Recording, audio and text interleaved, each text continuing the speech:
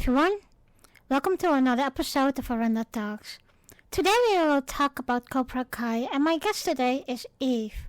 A listener's note, I just have a new family member which is a puppy Sprocker Spaniel, so you can hear puppy noises in the background. 34 years after events of the 1984 All Valley Karate Tournament, a down-and-out Johnny Lawrence seeks a redemption by reopening the infamous Cobra Kai dojo, reining in his rivalry with a now successful General LaRusso. Well guys, let me introduce you to Eve. She is one of my regular guests in this podcast. So, hello Eve. Hi. Hi. Well, welcome. And you said that before we began this recording, you are a big fan of Cobra Kai. Very much. Even almost equivalent as in a fan of Star Trek. Yeah, I actually share a birthday with two of the actors as well. Oh, that's cool. That's cool. So what is your, how have you become a fan from Cobra Kai? Does it mean something to you? Do you associate it something with? Yeah, it actually does have meaning for me. Because I mean, the first Karate Kid movie came out before I was even born, but when I took karate in high school, because I was homeschooled, so I took karate for my gym credits. Our sensei at the time, he was a huge fan of the Karate Kid movies and a lot of Mr. Miyagi's sayings. So he used to make us get us to watch these movies. And as somebody who was not athletic, I'm book smart, but I'm not physically active smart. It was, I'd always had trouble in gym, and I remember my sensei saying on the first day that I would actually probably do really well in karate because it was more mental than physical. True. And so I watched the movies and I became a huge fan of the movies. And I mean, they're pretty iconic. I mean, everybody knows the, no mercy. Mercy is for the weak. Everybody knows the crane kick. It's become a huge part of pop culture. And then, so when the Cobra Kai show came out, at first I was kind of I don't know if I'm going to like this. Is this going to be another one of those? I had the same reaction. Yeah. I had the same reaction. Yeah, I was is this going to be tired actors rehashing from 30 years ago? Or is this going to be something really cool? And after I watched the first episode, I basically binged. I had to watch and I'm dying right now waiting for the next season because I've got to know what happens. I had the same reaction. I was thinking, oh, dude, it have to be good. Otherwise, it's gonna be a flop and everyone will say, nap. But it was actually so good that I couldn't stop watching. I mean, you they've really done I got to meet Marty Cove, who plays John Kreese, this year at Calgary Expo. He's one of the actors I share a birthday with. And I have to admit, for 76, the man's in excellent shape. And he's super nice. He is totally not like his character. But he said that any of the original actors in the show, of the three of them, because, of course, Pat Morita passed away, he said that all of the three of them actually have a hand in writing and developing their characters and how they want their characters to go. Good. So I think that could be part of the reason why it's so good, because we've got the people who literally had to be the characters showing us what they think the characters would be like down the road. And I mean, we've got Daniel isn't totally good, but he's aware of it. He mentions his temper. You've got Johnny, who at this point you can't help but start to feel a little you can't feel totally sorry for him, but you feel some sympathy for him at this point. Yeah. And that's what my first reaction on that was when Johnny came back. I was thinking, oh no, not this Yeah. ruling, and but his character was so developing more and with his feelings and of course finding out his son, and when his son um, get into Cobra Kai, I was thinking, oh no, don't do that, please don't do that. And and that's what I like about the series as well. The kids in it, they have a similar have to go a similar rivalry like in the movies. Mm-hmm. And it is nice that they come back with the old gang, if I can say it like that, like Russo, Johnny, and Silver, and what's his name? But it's nice to see that they really make a good after story about that.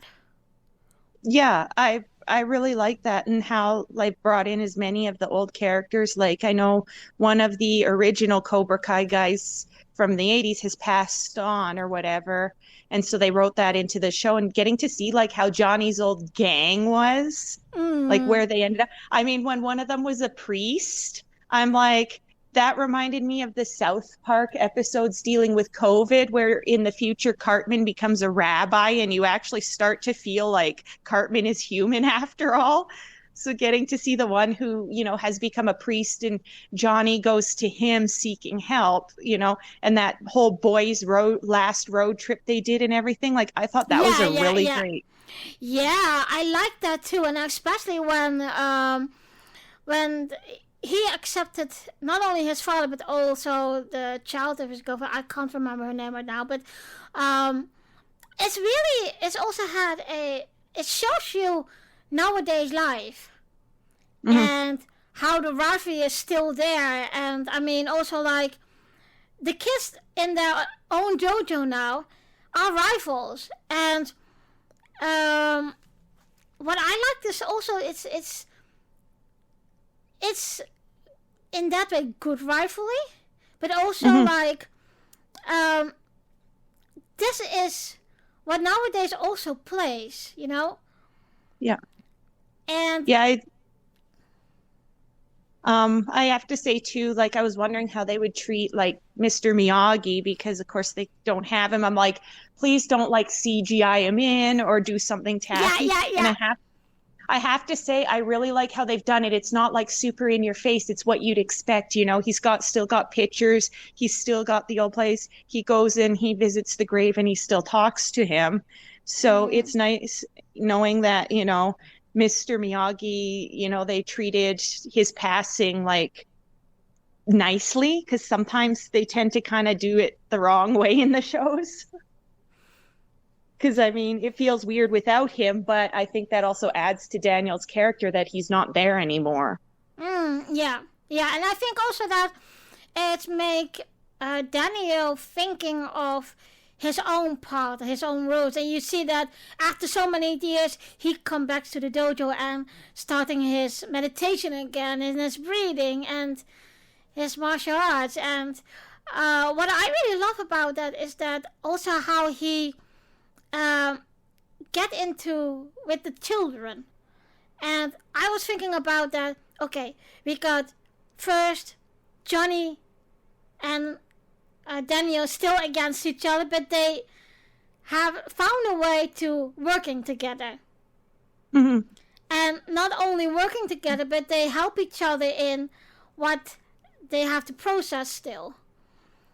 Yeah, like I think that's nice, because I think they're starting to find out they have more in common than they do not in common. And I mean, there was also like, I get the sense that they hadn't really been in touch or even really crossed paths much until Johnny's car. And even without knowing the situation, I mean, Daniel was sitting there going like, dude, like, I'll hook you up, let's not make a big deal out, let's not, it's over. Let's just do this and everything. And, even though he didn't know at the time it was his own daughter was involved. But I get the sense that he'd kind of been more like Johnny was out of sight, out of mind until that moment. So it was nice that it wasn't like he carried like this hatred for so many years. Yeah. I And think I mean, there's it's nice too, they framed it as more like a PTSD thing as to why he's getting so upset, because somebody like I was bullied badly in school, so for me, I still get that. Like I'll see like something on social media about just unintentionally about somebody who bullied me, and it's like it all, it starts making me angry and everything else. And so I kind of, that part to me spoke a lot. He's put it behind him until it all came back. Yeah, yeah. And I think you could see also in him is that there was still that little thing that he still had to process, and in that way, Johnny helped him that way. And the what I in that way I love to what I was love to see was that when they were working together, and Cleese and Silver were working together to get the kids for the tournament, you could see in how changed they were, and how they started to see who was really the influence of them thinking like that. And Mr. Miyagi was the one who brought peace in and calmness in Daniel's life, but also in the other life. Talking about those four characters, what do you think how they developed in this series? I have to say they've all developed really well. I mean, this time we're seeing things almost more from Johnny's perspective a lot of the time as opposed to Daniel's. And I mean, it's not unreasonable that that would be the path his character would take, but we also see him doing a lot of growing up along the way this time. And I do like that he's kind of an unintentional comic relief at points. Yeah, with, yeah. Just the way he is. And But, and then Daniel, it's nice that while Daniel's got this good life, like we know he worked hard and he earned it. And knowing that, his kids aren't perfect, and, because his kid, especially Anthony at the start there, is kind of a little brat. Yeah. And seeing that he recognizes more than once in the show, like, yeah, I've always been a hothead. Yeah, I've done this wrong. Like when he was taking in Johnny's son without knowing it was Johnny's son, And I mean, Silver, we haven't seen as much development with, but I think we're going to get a bigger idea. Kreese, though, it was nice to see what was really in Kreese's past, because we knew he was Vietnam War veteran. But we didn't really know anything that happened. And then him finding out his girl died and what a miserable life he had going in. And so the army was all he had, and how it changed him. Like, to me, that was good because it gave us a sense of why he became what he was. Silver, though, like I say, we haven't seen much other than I don't know if he was just faking it or what, the whole high class, lifestyle, like he was always rich. I think that was fake, because in the end, you see what his really thoughts were, and he was still the old Silver. Yeah, because he was always wealthy, but at the same time, I also remember in the third Karate Kid, he's sitting in a hot tub talking about dumping toxic waste in a third world country because they won't know what it is, And so I get the sense that it shows him as being a true psychopath instead of what, like before, where he was just the villain, so we didn't need to know much. But we're seeing him as like a true psychopath, and seeing even his bit of war experience, that he was kind of the weak one in the platoon, for lack of a better word. I have to wonder if that's what turned him into a psychopath, because he doesn't want to be seen that way again. Maybe. But I did find him turning on Kreese interesting. Yeah, I was thinking that too, and I was thinking also, like, do you really want to do that to your longtime friend and high command, an officer, and what are you doing? And in the last few episodes, you really saw that Silver what his really wanted, and Yeah. he went farther than Chris, like in Yeah. telling the kids, etc. And what I was experienced still with him is that he was really manipulating people around him. Yeah, And which is what we saw in the third Karate Kid, how he manipulated everyone. He manipulated Daniel. He even manipulated Mr. Miyagi. Like, this is a man who truly, like, he's truly dangerous. Like, Kreese was bad, but Kreese is nowhere near as dangerous as Silver. Yeah, agreed. Yeah. Kreese is the guy you'll lose a bar fight to every time you see him, but Silver's the kind of guy who, you know, seems to hold grudges for eternity, and he's willing to be patient and do like a Klingon. Revenge is best served cold. Silver, if anything, is very much serving his revenge cold.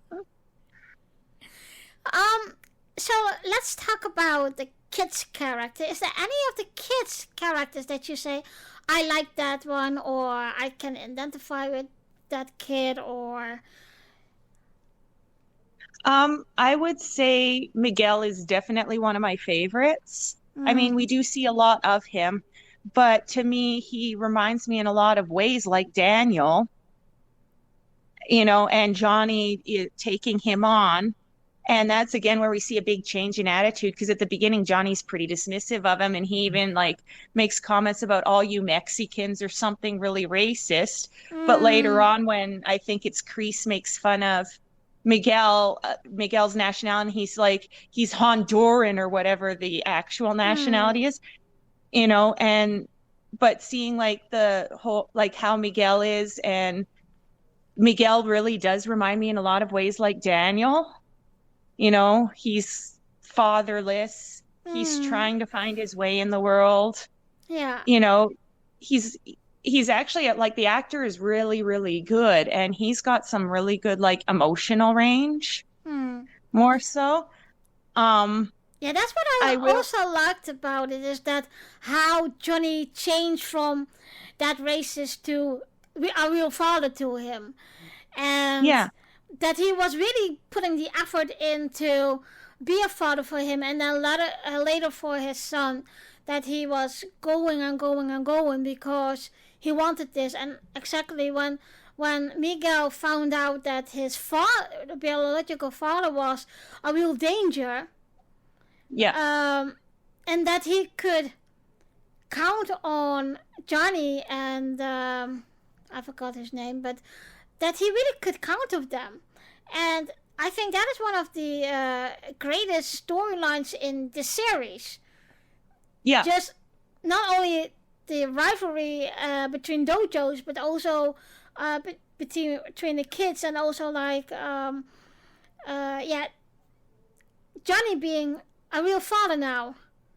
Yeah, it's like he's really taking to this kid, and he really wants, you know, he really cares about him. And that's even before he's dating the mother, you know, he just really cares about him.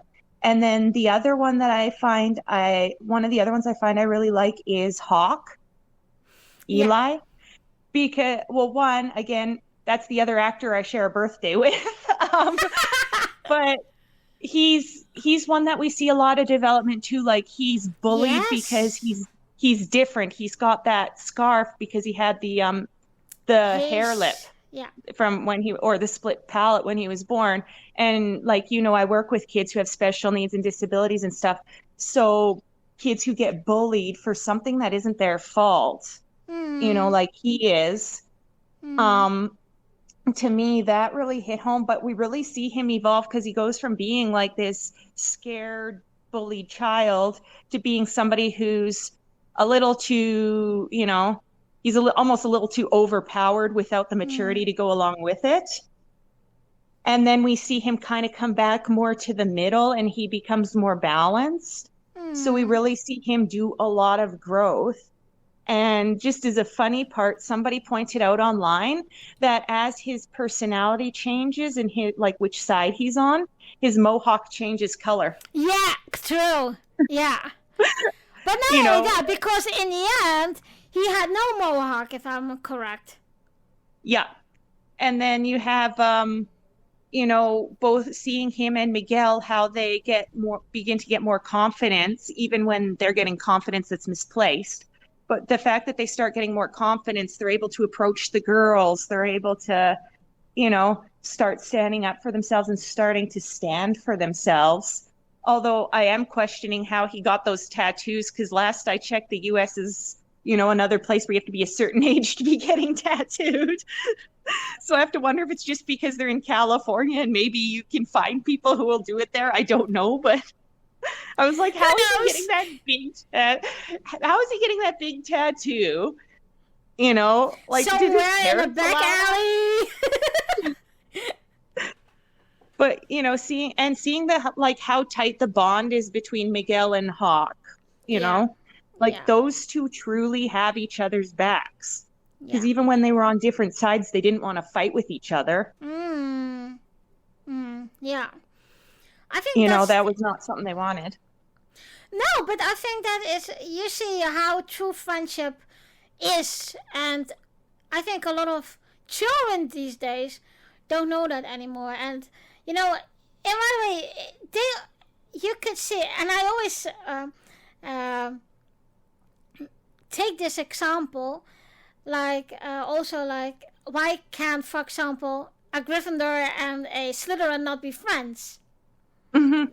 And you see, Hawk and Miguel were in two opposites in karate dojos, and they were still good friends. So yeah, and I have to say, she to me, I'm going to use the example of Kai Wynn. She's so well played that you can't help but hate her most of the time, but the show would definitely not be the same without her. Yes. Tori. Yes, indeed. That actress, I mean, the fact that, you get the sense right from the get-go, you can just feel not just the pain, but the hate and the anger. She's angry at the entire world all the time, no matter what. But she also struggled with being good or being bad. Yeah, especially when she found out about the cheating and stuff. And I did like that she was basically tried to suck it up and go to Samantha and tell her what happened. I mean, I also get why Samantha freaked out on her at that point, but yeah. But yeah, the actress, she played Peyton List. She plays that role so well. Yes. She's just like Kai Wynn. She's just so believable in the role. That you kind of love to hate her a little bit. And probably, and I'm going to bet that in real life she's probably the nicest person ever, but that's usually how it goes. But yeah, she just does that role extremely well. Yeah. And I mean, her and Samantha have the same type of energy between them and animosity that Daniel and Johnny did. So I like that kind of mirroring, that we have that kind of extreme energy. You can just feel that these two can't stand each other. Yeah, and also and that was what I want to come back on. The two ladies of the wife of Daniel and the girlfriend of Johnny, I like them. I really loved them. How strong and energetic they were in their appearance, and even could say to the husband, "Nope, you go that way, I go that way." Yeah, I actually did like the way the two ladies get along. Yeah, and the man was saying, "Crap, now we have to adult each other."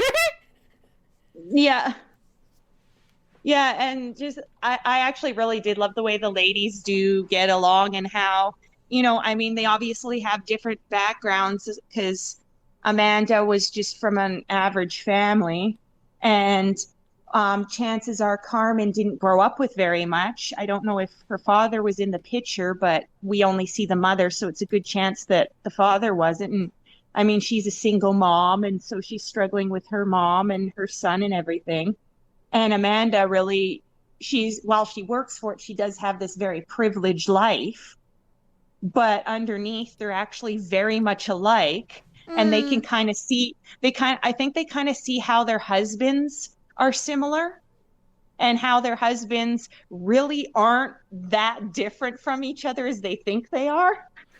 And in that way, they push them in one direction and say, okay, you need to trust each other and just work together, and you will see. And you will see that in the end of the series as well. What we have seen till now is that eventually they became friends. Yeah. And I mean, it's interesting too, like we haven't seen much of Carmen's past, other than she was with a very dangerous man and had to take Miguel away because of him being dangerous, and she didn't want him to know. So we get a mother who's very loving and protective of her child. And Amanda really is the same way too. Like when she, talks to Tori, like she reaches out to her and tries to say, like, I see that you're suffering. I know you don't want help, but let me give you some help. I know you don't like my daughter, but you're still just a child and you're carrying like too much burden. But at the same time, please stop kicking the crap out of my daughter. Like, you can get the sense that they're both very like protective mothers. Like their children really are a big deal to them. And the funny thing is, in this case, is that the two women were standing together, and every time one of the husbands were out of line or whatever, they will kick their asses and say, hello, you're not that different from each other. That's kind of why I want to see a little bit of Carmen's background, because we saw a little bit of Amanda's when she went back to see her cousin Jessica, who we know from the third Karate Kid. So at least now we know how Amanda and Daniel met.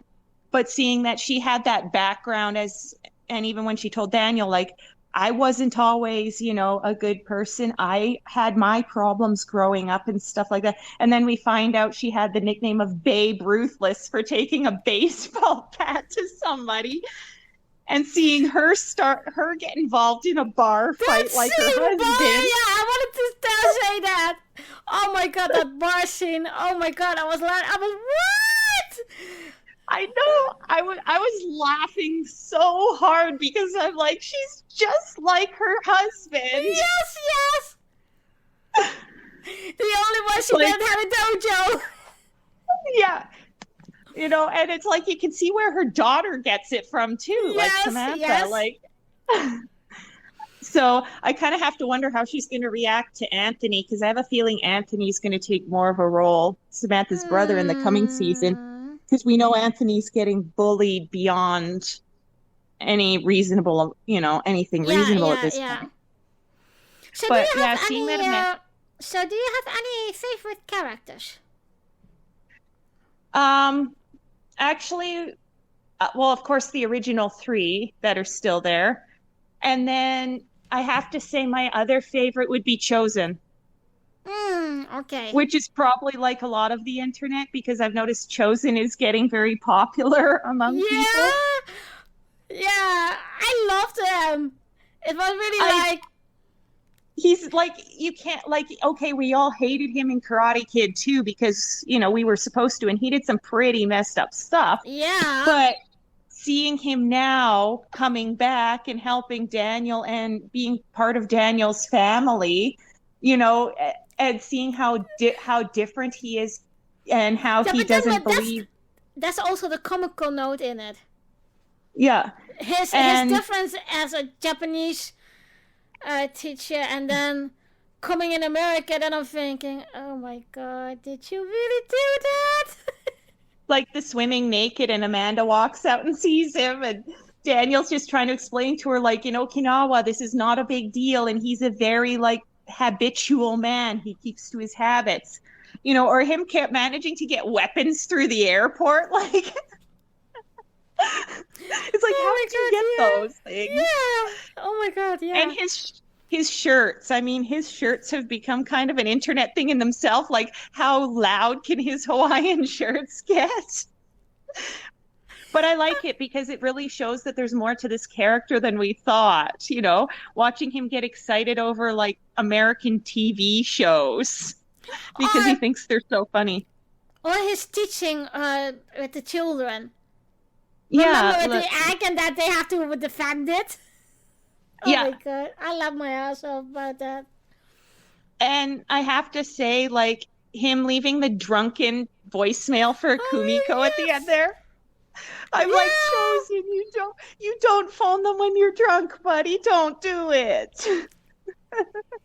But I kind of like that they threw that in there because I always wondered if part of his problem with Daniel wasn't just the connection to Mr. Miyagi and Sato, which was Chosen's uncle. I have to wonder if part of it was now the jealousy over Kumiko, because we didn't know in the second movie, that he was in love with her. Mm. That was never stated. And then in this one, it's Johnny that tells him how Chosen confided in him when he was drunk that, yes, part of my problem was I was in love with her, but I also tried to kill her, so I don't think she wants me now. Mm. And seeing like Chosen and Johnny getting along really close, like those two kind of like Chosen and Daniel, it's more like a respect with each other. Yeah. Whereas Chosen and Johnny is more like there's an actual like bro thing going there. Just the way they talk to each other. Like one of my favorite scenes with Chosen is where him and Johnny are comparing stories about Daniel. And Johnny's like, well, I saw him flatten a whole hockey team. That's badass. And Chosen looks at him and he goes, I see him save girl from typhoon. And Johnny just kind of gets really quiet. And it's like, because that was the big scene where he ran off in the second movie after his uncle was like, okay, this is wrong. I can't keep hating. And he takes off. And that, so to see that that's what he truly respects Daniel for, I thought that was kind of interesting. Yeah. But him and Johnny, you definitely see more of a bromance thing. I mean, they like to get drunk and they like to just be like, entertained. Yeah. But on one hand, I mean, Johnny's kind of what we would consider a bum the way he gets jobs and quits, whereas Chosen is the opposite. He's extremely like disciplined. Mm-hmm. But yeah, I would have to say Chosen is right up there. Like ever since they brought him back, I'm like, yes. He's one of the highlights for me. Yeah, for me too. I was really thinking, what the hell is he doing here? And then all the scenes came and I was thinking, oh, this could be funny. And his talking to Johnny, but also to Daniel, it was so funny in a way because, we as foreigners have to laugh about how he said it and how he mentioned it and that kind of thing. But Chosen is a character that is very special, I guess, because, like I said, we have Mr. Miyagi, who is the centerpiece as in High Sensei, and then we have Chosen. We know Chosen, how he can be, and then he has some kind of a comical relief part in this series, what was really nice. And we all know, of course, you work with special needs children as a teacher. Is there any of those things we see in Cobra Kai is that you use in your classes? Actually, quite a bit. Like looking at some of Johnny's and Daniel's teaching methods. I mean, Johnny has the cement mixer and a few other really bizarre ones. But when you look at it, his approach is not too dissimilar to Daniel's. It's just a harder approach in that they're not using anything fancy, but they're kind of inventing their own ways as they go along. And I mean, for me, a lot of teaching, when you're teaching people who are like classified as exceptional, whether it's for physical or behavior or cognitive reasons, a lot of times you're not using the traditional Mm. materials and the traditional methods. You're having to look around you and go, okay, what can I use that's going to make this make sense? You know, and some of my colleagues at the music school I work at, they're always, when they see me, they're always like, what are you doing with that? And I'm like, well, this is how I'm teaching this. Oh, that's different. And I'm going, well, when you have kids who don't necessarily learn the same way, you got to throw the book out. So, I mean, I'm one of those people. I joke that I can probably turn anything into a teaching tool. And so in that sense, I see that both with Johnny and Daniel. They're both adapting what they're doing to, things that are relevant. Like when Daniel trains Robbie in the auto shop, starts training karate, and he's teaching him how to go down, like do the down block, and he does it with the car jack, and he's showing him how to do it that way instead of, painting the fence and stuff, which was Mr. Miyagi's way. And then you see Johnny with like the cement mixer. He pushes those kids because he knows that even though they don't think they can do it, they can. I mean, I have to question putting him in a cement mixer, but that's definitely a Johnny thing. He would do something crazy like that. But yeah, just seeing the way the two of them are, like, they don't have fancy equipment. They don't have fancy gear. They're literally training with what's around them and making it work as they go. I think that is also very interesting in the way of, well, I think there are a lot of people who can learn from that because, like we in the Western world, we always have those fancy things, and there are just people who are saying, okay, just use what you have, and that will be okay. You don't need those fancy stuff. Yeah, I kind of like that idea. Plus, I mean, I've used more than a few of like Mr. Miyagi's sayings and stuff like that. Just here and there, because like a lot of the things he says applies to everything. Like a lot of his talk about balance is one thing I'm always trying to even sometimes remind parents, like, okay, there's got to be a balance. I realize that you want this for your child, but, we have to keep it within what they can reasonably accomplish. Or, like I've said more than once, Mr. Miyagi's thing, first walk, then fly, nature's rule, Daniel. Stuff like that. When I get a parent who's like, well, can you make this happen? It's like, well, probably, but I'm not a wizard. Yeah. And sometimes just having to, like I say, the whole balance thing, like teaching kids that music can be more than just sitting at a piano, just like karate's more than just fighting. It's also, a way for, like in Daniel's case, he's also got the meditation aspect. It helps calm him. And he knows when he's out of balance, like Miyagi said, if you're out of balance, your karate will be out of balance. And if your karate's out of balance, you're out of balance. And so he expresses his whole life through karate. And for me, I'm trying to give kids, a way to express their life through music. And the disciplines between the two in terms of mental discipline are the same. Like both of them are extremely mentally demanding. But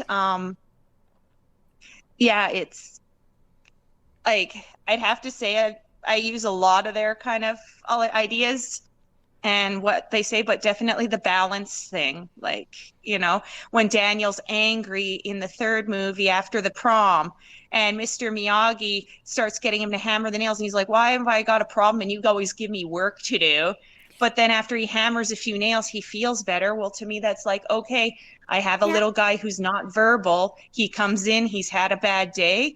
Okay, he needs to hit something to get it out of his system. Well, let's go get the boom whackers, which are a nice percussion thing, and we'll get out some simple boom whacker tunes, and he can pound the sticks on the floor and play his song that way, and then he feels better. Yeah.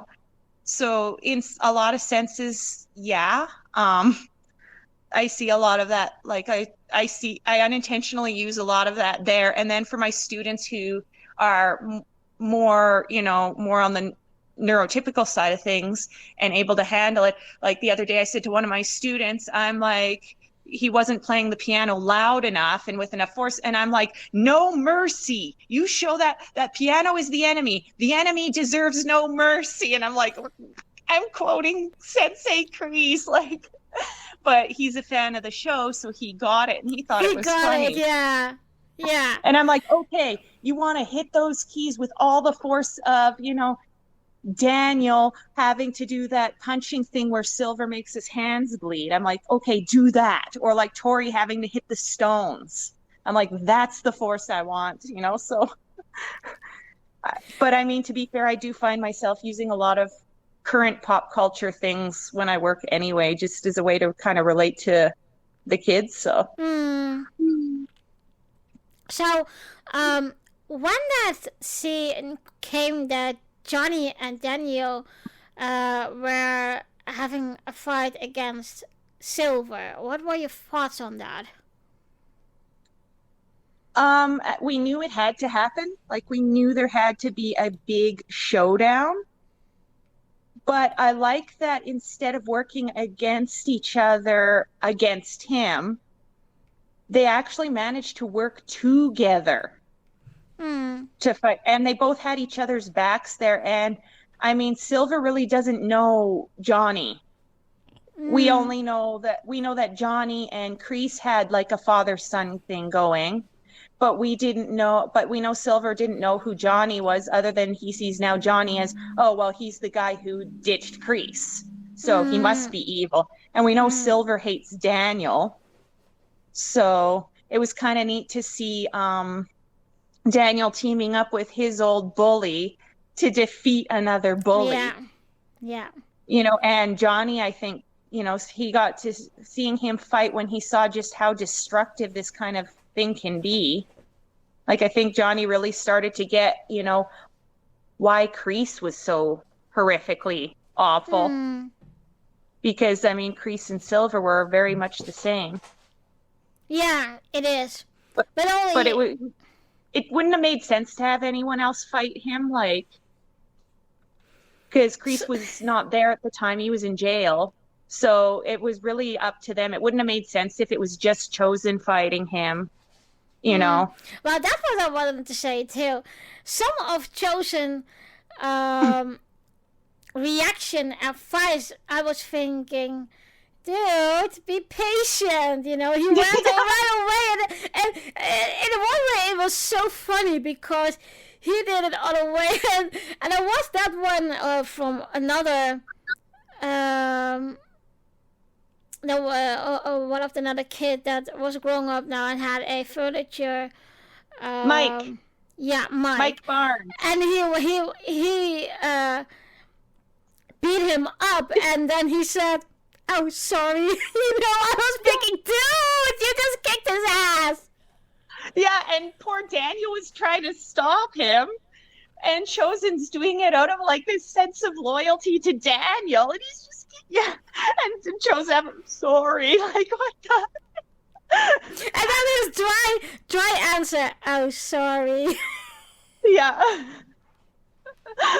I mean, but that shows us too, like, it means that Chosen is not totally, you know, we still see he's got the temper there. He's still a hothead, and he's still impulsive like he was when he was young, you know?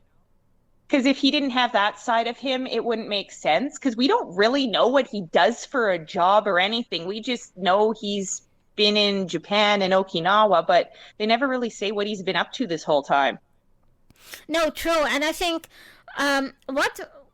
one thing that is also funny about is that when he comes to America and helps Daniel out, also out of loyalty, and Mr. Miyagi, we see him getting drunk with the boys. And I was thinking also of Daniel. I was thinking, Daniel, why are you drinking that much, you know? I wouldn't have thought that behind you. Well, the funny part of Chosen is when he was drunk, he also does things he can't figure it out later, that he was saying, oops, okay, did I really do that? And it was like a totally different Chosen. Yeah, I have a feeling that getting drunk is not something he does very often. And Daniel too. And the one thing that they make also nice, what I thought, is that they made Daniel dance salsa. Yes. And I was thinking, oh, that's cool, you could see, yes, he's wealthy, yes, he has his dojo, etc. But he also is and Chosen, by the way, too. Chosen danced too. Yeah. And actually, it's funny you mentioned Daniel dancing, because I was looking up what the actor did, because I'm like, why did they pick this skinny wimp to cast across from this huge guy? And it turns out that apparently the actor Ralph Macchio was actually a competitive dancer. Apparently he did like competitive tap dancing. So for me, I burst out laughing when Johnny's sitting there and he looks at Carmen and he goes, of course he can dance. Like, this guy's everything. He's the whole package. Yeah. That was it. So, and that was the funny thing too of the whole thing in the series, is that although it is a true deep sense of story in it, and also an after story, of course, after the Karate Kids, but it is also like there's so much humor in it, and like in tradition, but also if you see how he teach the kids karate, it's so different. And later when the kids from Daniel and Johnny teamed up for this tournament, I was thinking, yeah, now you're going to get somewhere, And I think that's a valuable lesson for not only children, but also for adults, that, like you say, the hatred, there will be a point in your life to let that go, because it's done and over, and don't have a grudge to each other because it happened to you in the past. But yeah, in all, I think they did a really good writing job for this series. Yeah, they've done amazing with the writing. It's just been like, it's literally like if it were a book, it would be you couldn't put it down type idea. Yeah, it's like addicting. Yeah, but I think, and that's what I'm saying, I was really skeptical of the series, and then I saw 1 or 2 episodes and I was hooked. I want to binge it right away, and I just stayed watching, and now I'm thinking, okay, I want to know how it ends, And I think a lot of people will have the same reaction as we did of, they're going to have another Karate Kid series, what the heck, and they bring old school teachers back, and that kind of thing. But I think, guys, if you didn't have watched it yet, please do, because I really can recommend this, because I also thought it wouldn't be good, but it is good. I was actually surprised that it was this good. Yeah, I have to admit, I was too, because I was pretty skeptical. I was like, is this going to be, like I say, another tired, like something drawn out that we don't need, another remake for nostalgia's sake? But to see that, it isn't, and then talking to Marty Cove and finding out that they actually have a strong say in what happens with their characters and how their characters are written, I really like that, because I think that's probably why it's so well done. And behind the scenes, they're all really good friends. Yeah, and I think if they are so involved in the writing, they can act better into the character. And yeah, I must say, they are really, really strong characters. They have a really strong cast. Like they're all like, there really isn't anyone in there that's a bad character. Like, they're all really good characters, and the story is really good, and there's so much yin yang, and now almost like a little bit of the sins of the fathers coming back on their children.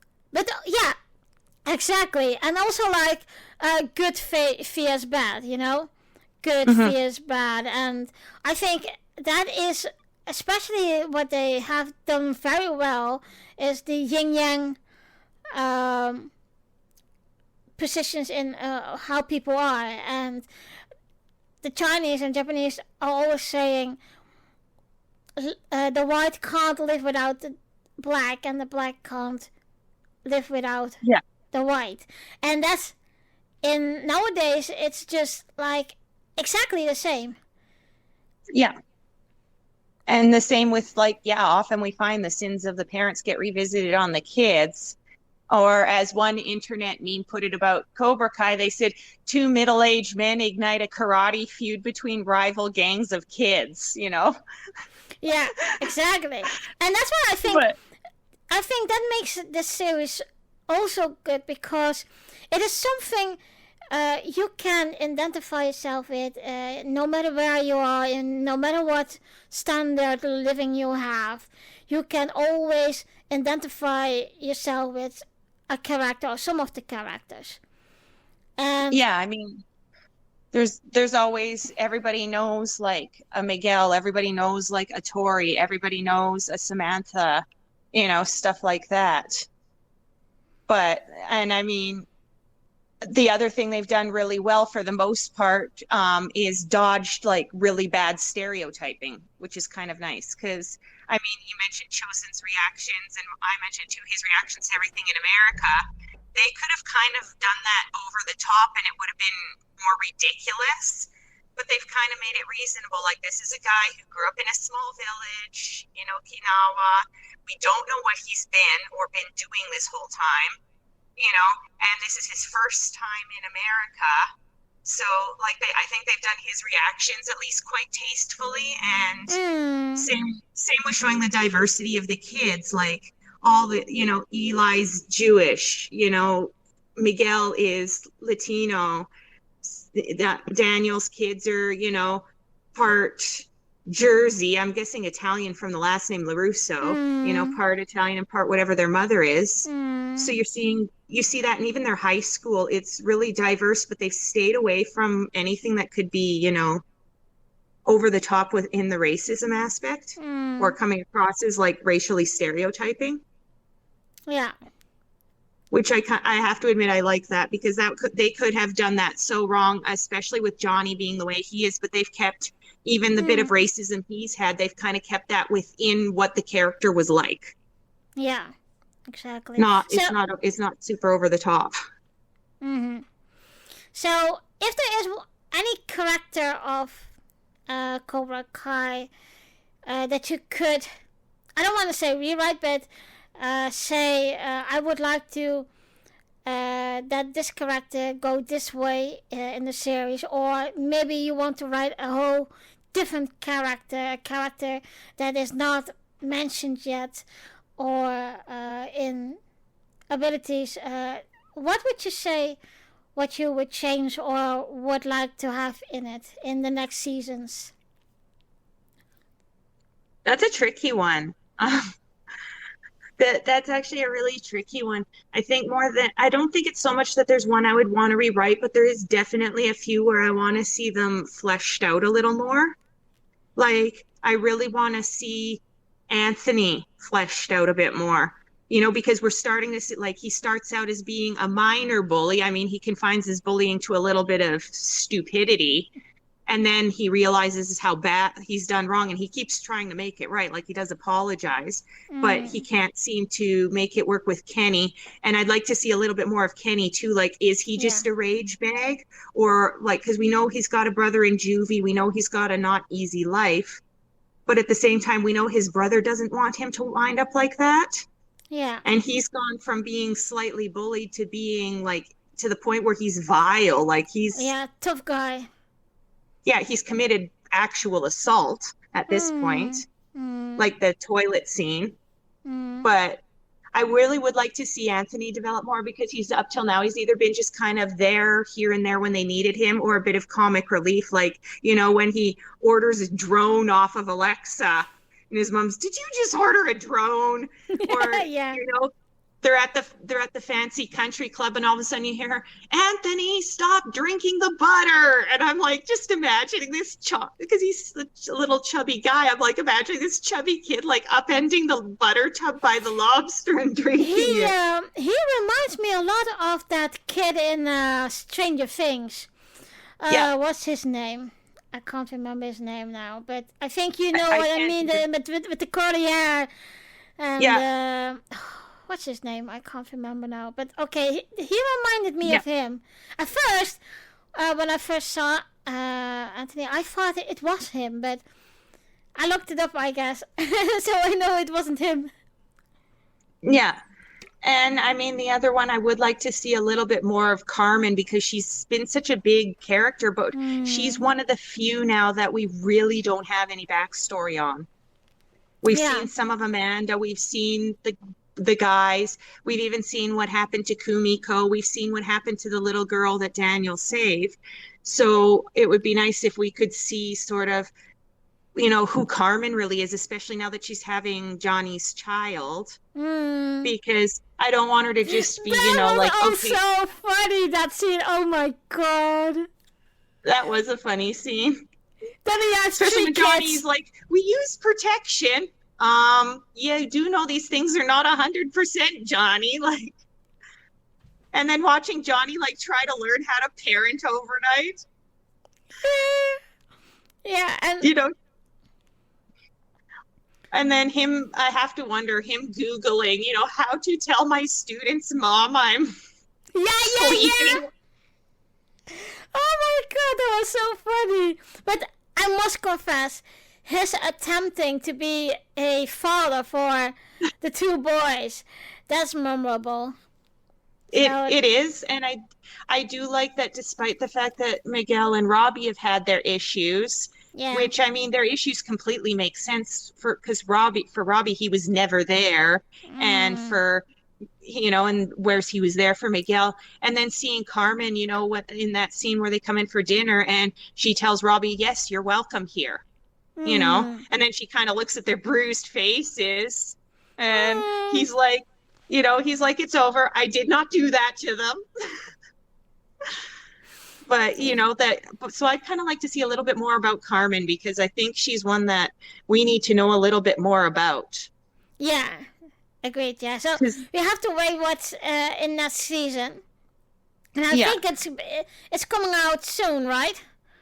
I can't remember. I think they've announced it for sometime next year, but I'm not sure.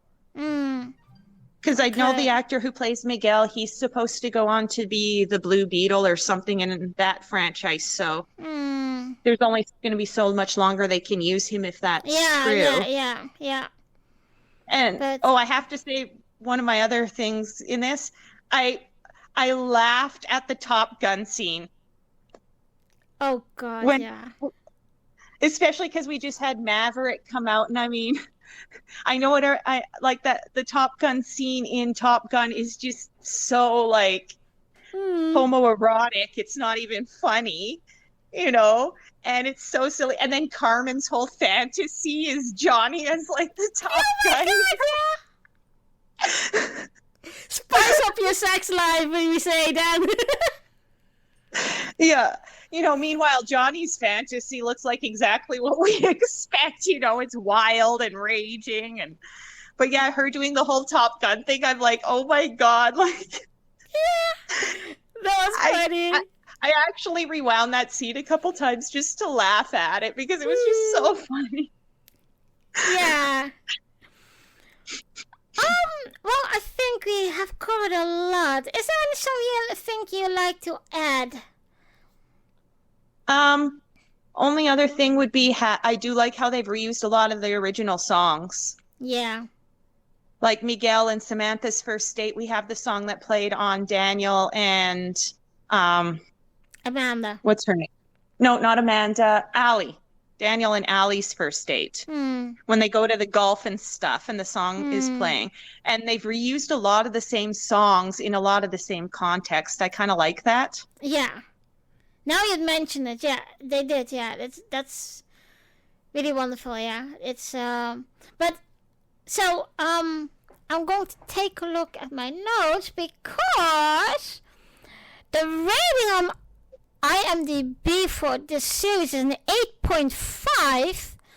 What will you rate this? I'd rate it well over 9. Yeah. I rarely agree with IMDb anyway, but yeah, I would rate it over 9. I would rate it well over 9. Like I would rate it like a 9.4, 9.5, because there are some things that are kind of not the greatest and some things that we still need to see. But it's been a solid show. Like yeah, absolute. And I think it's surprised everyone who haven't seen it yet because like you said, sometimes you think the part after that of part 2 or part 3 is very bad. But this is really good. They really have done a good job. Yeah. No, it's been an amazing show. And honestly, I can't wait for the next season. We've got Kreese out on the run. We've got Silver going to jail. We've got Chosen and Kumiko, like what's she going to do when she gets that very drunken message? Yeah. We've got the baby on the way. Like I really want to see where this is going to end up, and I have a feeling this next season's going to be like the first ones where there isn't in any episode you can hate. Yeah. Wow. But I wish they get to it already. Yeah. I know. I think we both will binge watch it right away when it comes out. Oh yeah, I will definitely be binge watching it right away. I can't help it. I mean, I was at my Christmas party for the music school, and I was wearing my Eagle Fang shirt. And one person says to me, "But eagles don't have fangs," and 2 other people in the room cracked up laughing because of the line from the show. It's like, well, it's badass. Yeah. But it is nice that you, as music teacher, also can talk to the kids in movies and quotes from movies, etc., because they will understand it. Well, yeah, and I mean, if we look at I kind of use what I like, and a lot of the shows I like are the ones that are heavy on like pop culture references, like Futurama. I mean, I can sit there and watch that show for days, picking out this, that, and everything else they refer to. So seeing the references come up in Karate Kid all the time, and then also seeing a little bit of the generational thing, like when Johnny's driving Uber and the girls are, "Put on Billie Eilish," and so he cranks Billy Idol, because he doesn't know the difference. So to me, sometimes I feel that way too when I'm teaching. Like, I'll get kids where I'm just like, "You think this is music?" Or "You think this is..." Like I had one, or even like fashion. I had one, she came in wearing, I don't know what it was. And she's like, "Isn't it fashionable?" And I'm like, "Okay, in 20 years, you're going to look back and go, why did I wear this? Did my parents let me out looking like this?" So, I mean, even for that too, like I get the bit of the generational thing. So I'm laughing when I see that. Because sometimes I feel that way. Like, okay, this is cool now. Like, sometimes I feel a little bit like Johnny, like I'm not keeping up. Yeah, I understand that, yeah. Well, Eve, thank you a lot again for joining me. It was nice talking to you. Yeah, you too. Thanks for having me again. And who knows, soon we can talk again for this podcast. Thank you very much. And till another time. Thank you. Dear listeners, thank you for listening, and join me in 2 weeks for a new episode of Orenda Talks. The next episode is about Hocus Pocus 2. You can listen, subscribe, and comment to Orenda Talks on the YouTube channel or join the Facebook group. I also like to tell you about my other podcast called Girls Talking Trek. Girls Talking Trek is a podcast hosted by 2 female trekkers who will recap every 2 weeks an episode of Star Trek, starting with TNG. All the episodes will be recapped and chronically following. Girls Talking Trek is also to listen, follow, and subscribe on Anchor, Google Podcasts, Spotify, Amazon Music, or on your favorite podcast app. Every 10th episode will be a video episode, so you guys can see us when we talk about the episode. We also have a YouTube channel and a Facebook group where you can comment on the episode. I will see you in 2 weeks.